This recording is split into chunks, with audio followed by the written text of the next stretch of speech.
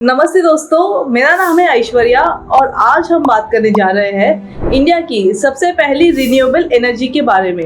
ये कंपनी की शुरुआत हुई थी 1995 में, जिसका आईपीओ 10 साल में आता है और यहाँ पर आईपीओ इसका तहलका मचा देता है। यहाँ पर कंपनी की शेयर प्राइस 400 रुपए तक भी जाती है और कुछ ही समय में इसी का शेयर प्राइस 10 रुपए के अंदर कोट करने लगता है। धीरे धीरे लगता है कि ये कंपनी अभी डूब गई, ये कंपनी अभी मर गई है वहीं पर। लेकिन ऐसा कुछ हो जाता है कि इन कुछ टाइम में कंपनी का जो शेयर प्राइस है वो 400 गुना का रिटर्न देने लगता है। तो जी हाँ दोस्तों, आज हम बात करने जा रहे हैं इंडिया की सबसे फेमस सुज़लॉन एनर्जी कंपनी के बारे में। तो देखते हैं कि कंपनी के ऐसी क्या बात हुई कि कंपनी इतना आज डूब गई और ऐसे क्या रीजन है कि इसकी एक टर्न अराउंड स्टोरी बन सकती है।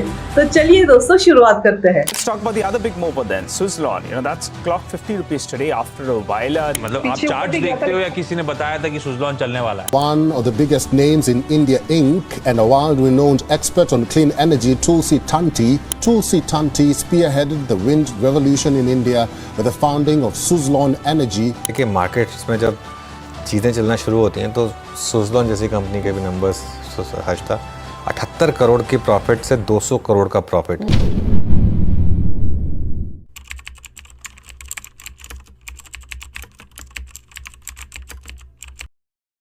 तो दोस्तों इसकी शुरुआत होती है साल 1995 से, जहां पर मिस्टर तांती इन्हें अपना एक बिजनेस चलाने के लिए, टेक्सटाइल बिजनेस चलाने के लिए पावर जनरेशन की जरूरत होती है और इस जरूरत को पूरा करने के लिए वो एक कंपनी खड़ी करते हैं जिसका नाम है सुज़लॉन एनर्जीज। दरअसल शुरू में उन्होंने एक सब्सिडरी कंपनी करके इसको स्टार्ट किया था, जिसका मेन फोकस तो यही था कि वो अपने दूसरे बिजनेसेस को पावर जनरेट करके दे। लेकिन धीरे धीरे करके ऐसा हुआ कि कंपनी का जो मेन बिजनेस टेक्सटाइल का था वो डूबने लगा और यहाँ पर मिस्टर तांती को एक और अपॉर्चुनिटी मार्केट में नजर आती है। वो ये चीज नोटिस करते हैं कि बढ़ते हुए कोल प्राइस को लेकर आगे आने वाले टाइम में हमें पावर एनर्जी की जरूरत पड़ सकती है और यहाँ पर काम आ सकती है रिन्यूएबल एनर्जी, जो कि उनके पास ऑलरेडी थी, वो है सुज़लॉन। तो उन्होंने अपना सारा फोकस सुज़लॉन को एक्सपैंड करने में लगा दिया और आने वाले 10 सालों में 2005 में वो अपना आईपीओ लेकर आते हैं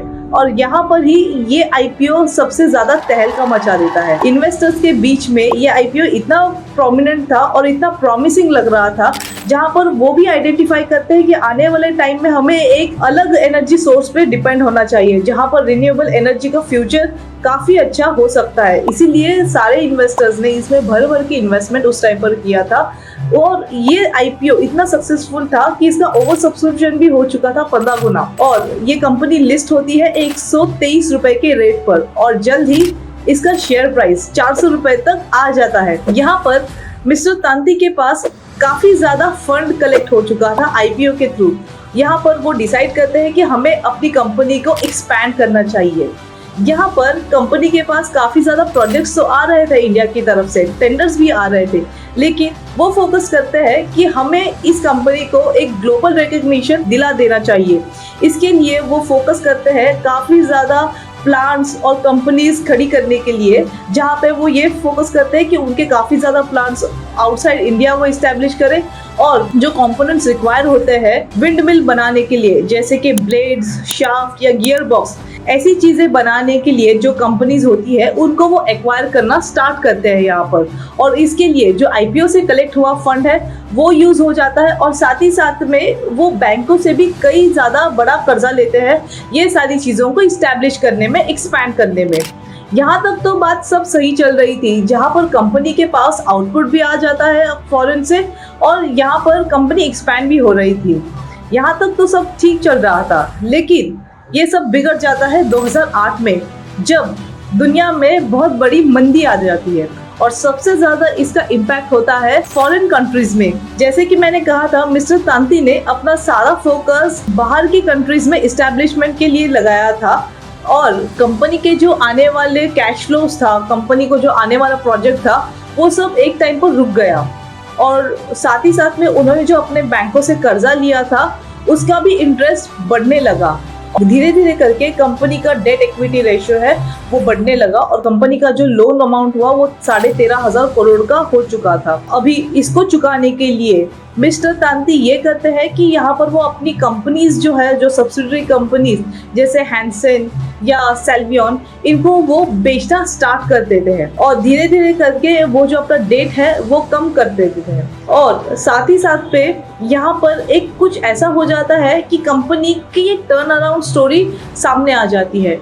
यहाँ पर जो गवर्नमेंट है वो ये फोकस करती है कि हमें 2030 तक जो कार्बन एमिशन है उसे हमें 45% तक कंट्रोल करना है और इसे कंट्रोल करने के लिए हमें रिन्यूएबल एनर्जी पर ज़्यादा फोकस करना होगा।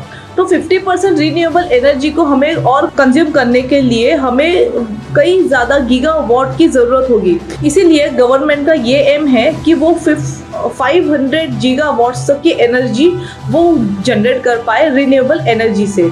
रिन्यूएबल का मतलब यह है कि यहाँ पर विंड मिल और सोलार, इन दोनों को फायदा हो सकता है और यहाँ पर सबसे ज़्यादा फायदा सुज़लॉन जैसी कंपनीज को होने वाला है। ये न्यूज़ जब मार्केट में आई थी तब कई ज़्यादा इन्वेस्टर्स के बीच में खुशी की लहर दौड़ रही। यहाँ पर इन्वेस्टर्स ने वापस से सुज़लॉन में इन्वेस्ट करना स्टार्ट कर दिया। हालांकि उस टाइम पर कंपनी ने ऐसी कुछ अपनी प्रॉफिट या कुछ एक्सेप्शनल दिखाई नहीं थी, लेकिन रिसेंट में जो कुछ क्वार्टर्स के रिजल्ट आए हैं, पिछले 2 क्वार्टर्स में कंपनी का जो रिजल्ट था वो 102 करोड़ का था और रिसेंट में जो अभी रिजल्ट आया है जहाँ पर कंपनी ने 102 से लेकर डायरेक्टली डबल उन्होंने अपना प्रॉफिट आफ्टर टैक्स यहाँ पर आपको दिख रहा होगा 203 करोड़ का। सो यहाँ पर यह है कि कंपनी चलो अपना प्रॉफिट भी कमा रही है।